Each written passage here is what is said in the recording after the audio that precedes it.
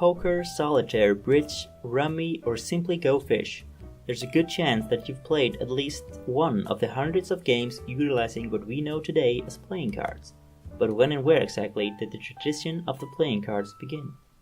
The earliest accounts of a deck of playing cards can be traced back to the 9th century China, around the same time as printing technology had first started to develop.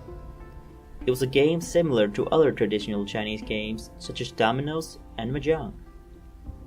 The earliest recorded instances of the cards involving suits and numerals is from 1294 in China. The true origin of the playing cards has been a subject of argument for a long time by historians, and not without reason, since it's hard to pinpoint when exactly they turned from cards into playing cards. From China, the cards spread to India and Persia around the 11th century, and from Persia it spread to Egypt during the era of Mamluk control in the 13th century. The oldest remnant of what resembles today's cards was discovered in 1938 in the Topkapi Palace in Istanbul. The deck of cards dated back to the 15th century and were the first known packs containing 52 cards and comprising of 4 suits. The suits were swords, polo sticks, goblets, and money. The deck originated from the Mamluk society in Egypt, and the 4 suits were representations of the aristocratic pastimes of that society. European merchants visiting Alexandria most likely brought the cards with them to southern Europe, where they also gained popularity. To this day, both Spanish and Italian decks use 3 of the 4 Mamluk suits. From southern Europe, the playing cards spread quickly to the rest of the region, largely thanks to marching soldiers who brought their cards with them throughout mainland Europe as a portable means of entertainment. In Europe, the 4 suits changed and adapted to the different regions. Most of the Germanic regions had hearts, bells, acorns, and leaves, while yet other regions in contemporary Austria had roses instead of hearts and shields instead of leaves. It was the French format that was introduced to Great Britain during the 100-Year War, and it is this format that is most largely prevalent to this day. The suits being hearts, tiles, clovers, and pikes, or later dubbed hearts, diamonds, clubs, and spades. It was also the French who popularized the 3 court cards being a king, a queen, and a jack. Before that, the court cards were usually consisting of a king and 2 marshals, and remains that way in some regional variants to this day. When playing cards first became popular, it was a rare commodity, mostly for the enjoyment of the European elite. That changed, however, when printing technology became more advanced and playing cards became cheaper in production. Worried about the increase of gambling and drinking that surrounded playing cards, state and church sought to control the usage.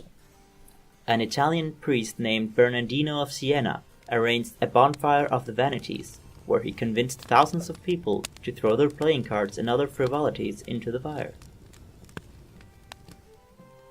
The king introduced a tax on the playing cards, which rose throughout the years to an egregious amount. The decks made by the makers were missing their ace of spades, of which would only be issued after the tax payments had been made. One card maker, Richard Harding, was indicted and found guilty of forging an ace of spades and was hanged at the Old Bailey in London in 1805. In other places in Europe, where the tax was much lower, people would sometimes use the blank backside of the cards to write notes, or even function as a check or a meal coupon. In the 18th century of poverty-stricken Netherlands, many mothers had to resort to abandoning their children in foster homes, and usually left them with a single playing card, as it was the cheapest paper available, with a note written on it containing the child's name. If the card had been cut in half, it meant that the mother would return one day with her own half to reclaim their child. But if the card was whole, the child had been abandoned forever. Following the Industrial Revolution, the playing cards became the common household multi-purpose means of entertainment that we know today, but its infamy has still had some effect in modern history.